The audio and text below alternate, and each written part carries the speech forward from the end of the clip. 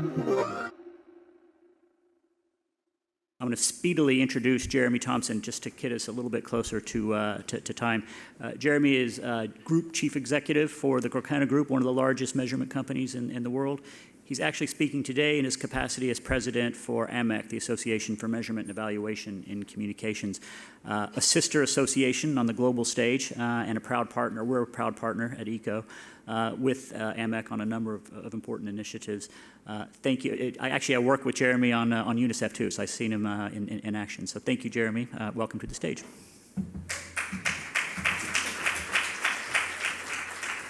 Thank you, David. I had joked with Richard that I always like following him because he makes me look good and he makes me look tall, and he's responded by stealing half my slot. And I have to think on my feet because my talk was going to start with good morning, but because of Richard, I'm now starting with good afternoon. I've got an apology to make. My presence here isn't exactly obvious, and my role isn't either. I'm actually not Chief Executive of Gorkana Group anymore. I sold Gorkana Group to a company called Cision back in October of last year. I now run the EMEA business for Cision. It's really a European business. The MEA bit is aspirational rather than real today. But as David said, I'm really here in my capacity as chairman of AMEC. How many of you have heard of AMEC? Wow, okay, a good few. AMEC is a really interesting organisation. I think its rise is symptomatic of the rise of PR, the growth of earned media, and the rise of measurement. When I first came across AMEC, it was back in 2004. I was running an old press cuttings company called Durrance in London, and I tried to join AMEC. They wouldn't let me. Because I wasn't a scientist, I was a grubby media monitor, and they wanted to very much keep the organisation to themselves. There were about 20 of them round a dinner table in Notting Hill. There are now 150 member organisations from over 30 countries around the world, including 10 of the largest PR agency groups. And the reason I spend time with AMEC and have committed to 2 years as its chair is because it's not some sort of vanity project. I think it's one of the ways that we can drive growth in the industry. And I think that measuring the impact of what we do seems pretty obvious as an objective, but you'll be amazed how many people don't do it. So what's my point today? A number of things. The PR industry is changing. You know that. People are writing about it every day. There's another piece in PR Week today in which David's quoted when people ask questions like, is the PR industry going to be around in 15 years' time? Well, it might not be called what it is today, but our activity certainly will be managed by somebody. And the point I'm going to make is that it should be managed by us. But the thing I'm going to talk about specifically is why measurement is driving change in the industry, and why I think that we should all embrace measurement as a standard and not question whether it's something that, not ask whether it's something we could afford to do or otherwise. But I think the good news is the industry is in good shape. And the thing that's really driven change in my industry, the media intelligence industry, is the fragmentation of the media landscape. It's made the job of PRs so much more difficult than it ever was, because certainly in my home market in the UK, where relationships are hugely important and core to the PR industry, it's no longer about having relationships with a handful of traditional journalists or broadcasters or outlets or channels, because the landscape is fragmented to such a degree that that isn't good enough anymore to protect and promote the reputation of brands or organisations or executives. The world we live in now is so much more complicated. Reputation is out of control. Content is everywhere. Influence is everywhere. And we're now operating in this 24/7 news environment where there's tons of opportunity, and we can use these new influencers to help promote brands, but CEOs are paranoid about their ability to destroy them. And that's really driven very strong growth in my industry, the media intelligence industry. we've had to become much more sophisticated. When I first got involved in the industry, I worked for a little while for a business called PR Newswire, a business that was in the press this week because Goldman Sachs have abandoned traditional press release distribution and instead have started posting earnings announcements on their own newsroom and via Twitter, which the SEC said they could do as long as they told everybody they were going to do it beforehand. Our industry now is much less about media coverage and much more about data and insights and analytics drawn from that coverage. And our clients are telling us that they want not necessarily to know about everything, they want to know about the 10 most important things that they need to know.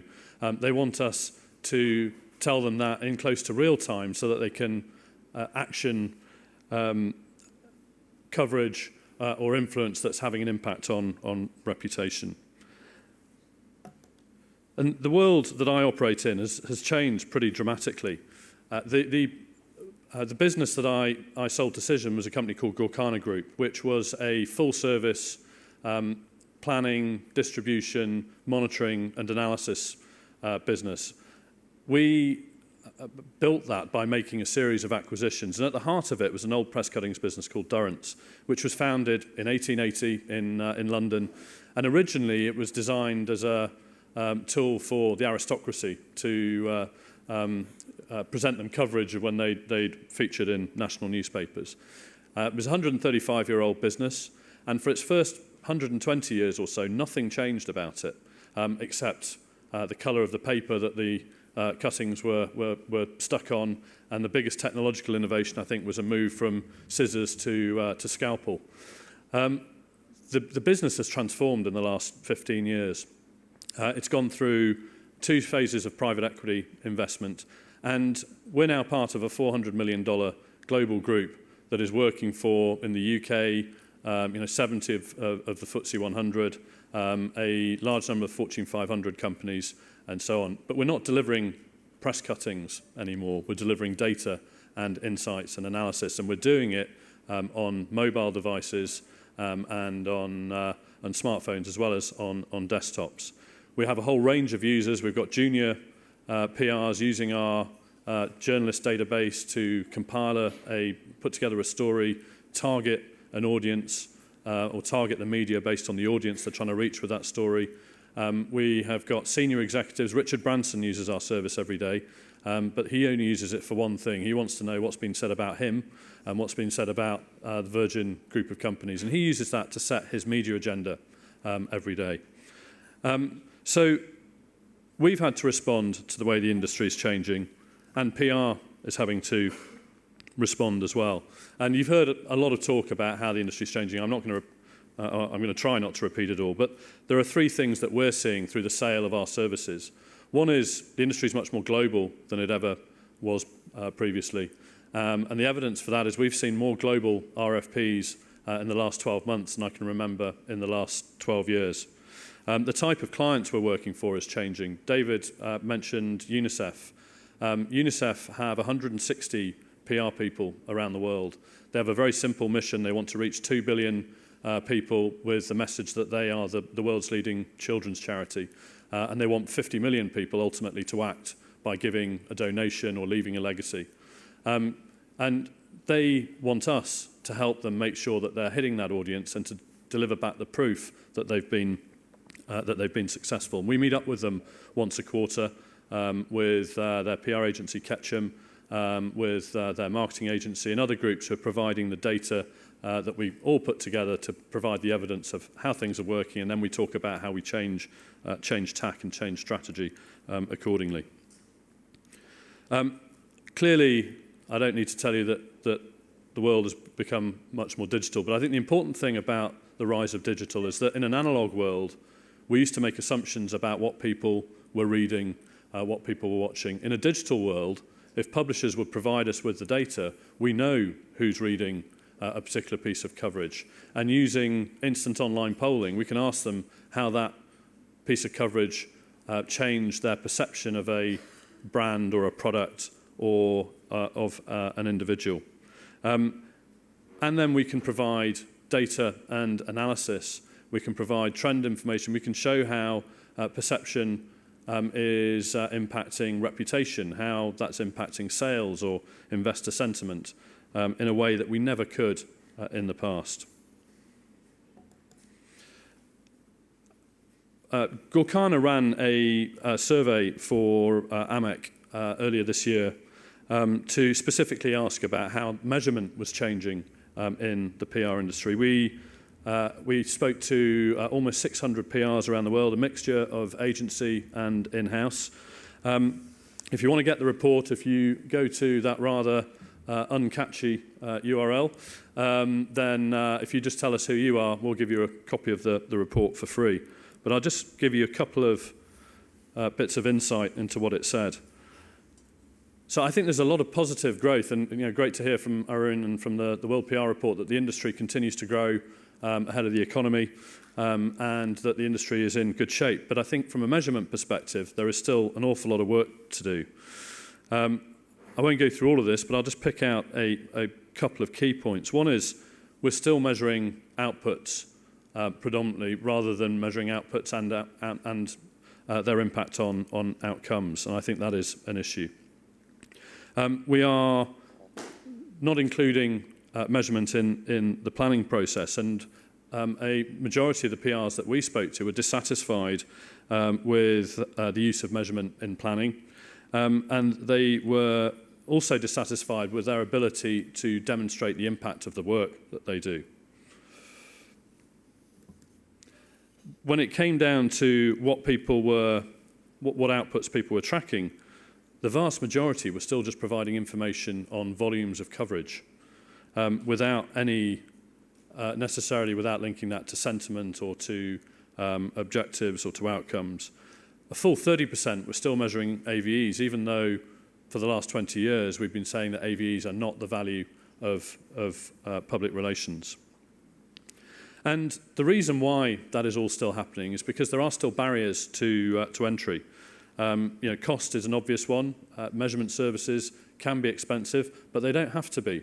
It depends how customized you want them to be. It depends how much data you want to track. And complexity still seems to be a challenge. And what I want to do now is tell you why I don't think it is that complex.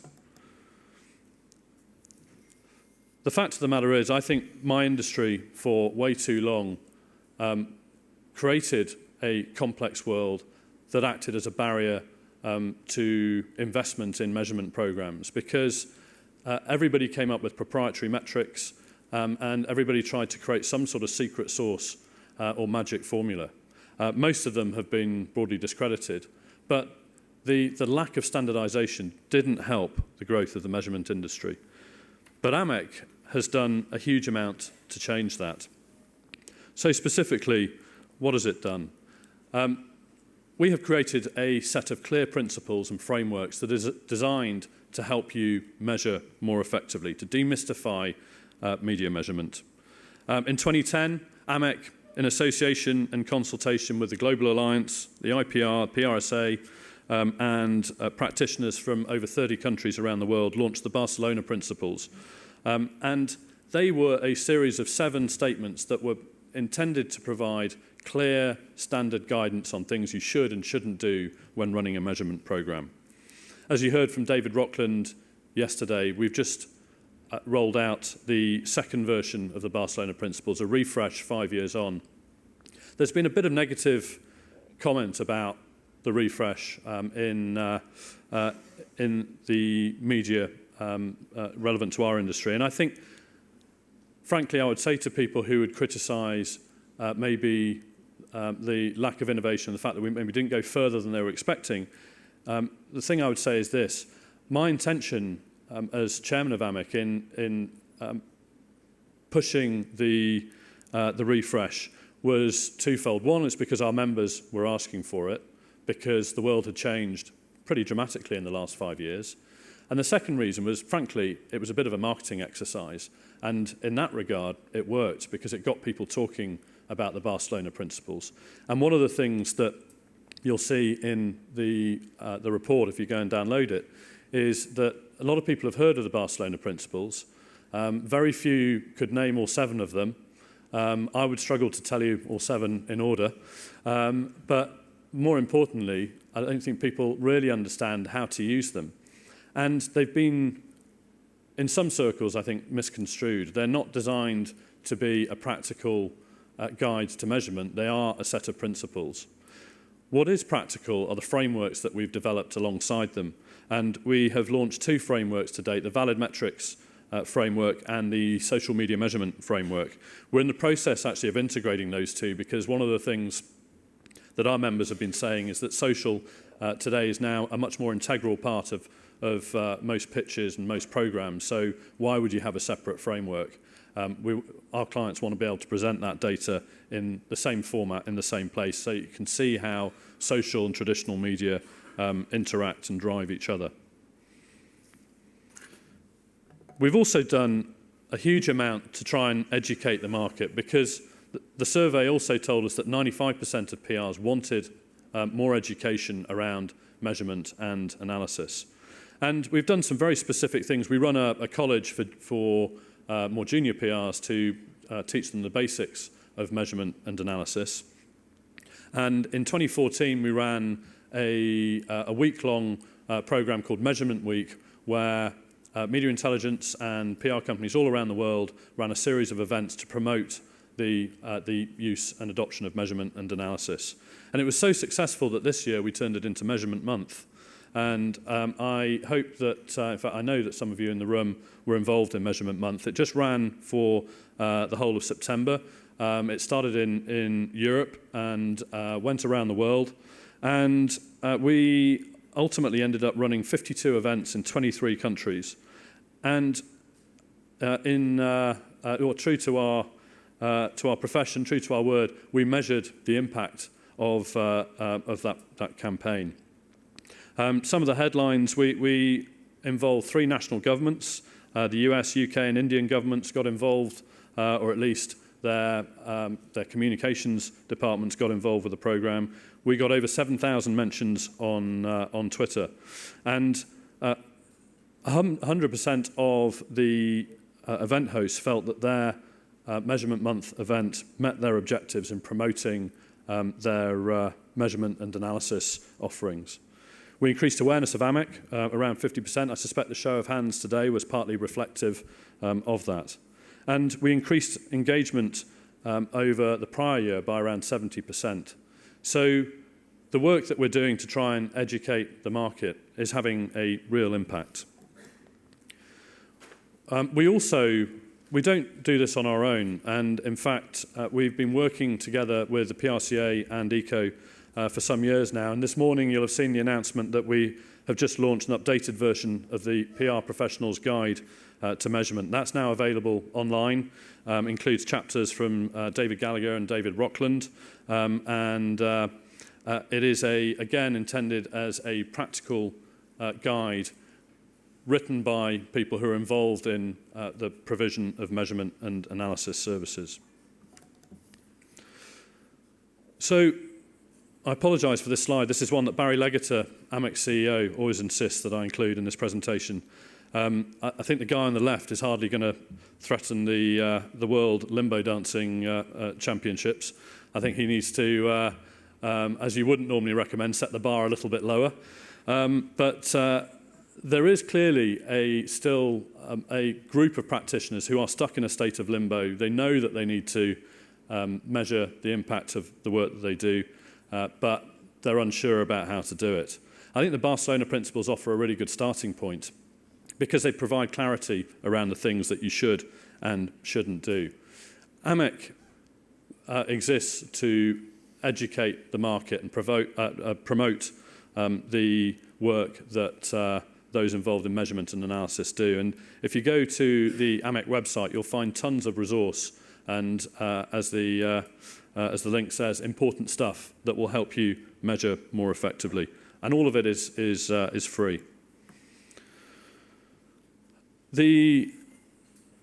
Coming back again to this perennial question about the future of PR, I bumped into Colin Byrne last night and I told him that I promised I hadn't nicked some of this from him. I've heard him talk many times about how storytelling is still at the heart of our profession, but data and analytics are every bit as important as creativity.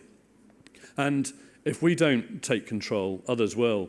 It's interesting that lots of professional services firms who may not be inherently as creative as we are, but who are much more data savvy and analysis driven than we are getting involved in this space. In fact, my vice chair at AMEC is a partner at Booz Allen Hamilton, and they have spent a lot of money funding research into the area of PR measurement. But we are the guardians of reputation, and we should take control of reputation. Far too often when we go in to pitch big clients and we ask them about social as part of their measurement programs, we hear, oh no, we don't do that. There's a separate team that manage digital. I think that's nonsense. We need to control reputation in all its forms across all media. We should own it. And why is measurement important? Well, as Richard Houghton said to me last night, you could see him sort of crunching the numbers and thinking about it. I told him that, as far as we're aware, less than 40% of measurement programs worldwide are measured in terms of effectiveness or return on investment. And if the industry is worth over 13 billion, that struck us as quite a big con. I think it is important that if the C-suite are going to continue to make further investment in PR programs, and if we want to get more budget, the best thing that we can do is demonstrate the effectiveness of the work that we do. Because the C-suite certainly understands the value of reputation and the impact of negative sentiment on the power of a brand or on the share price of a large organisation. And all too often, we see the negative impact of reputational crises. I think the car industry's had its fair share of them. I imagine the Volkswagen comms team have been particularly busy in the last few months. But there'll be another. There'll be the next Volkswagen, the next Toyota, the next BP. And we are the promoters and the guardians of reputation, and we must make sure that we remain so, because there are lots of other people who want to get in on the act. And if you do nothing else, listen to your president, at least for the next 19 hours, because he has been saying it's important for years now. And he will tell you that if you're not embracing measurement, if you're not demonstrating the effectiveness of your work, if you're not linking objectives with outcomes, and you're not showing the C-suite how good we really are, then you are a person of a bygone era. If you want to learn more, there's plenty of opportunity to do so. AMEC runs its own annual event. This year it was in Stockholm. Next year it will be in London on the 14th and 15th of June.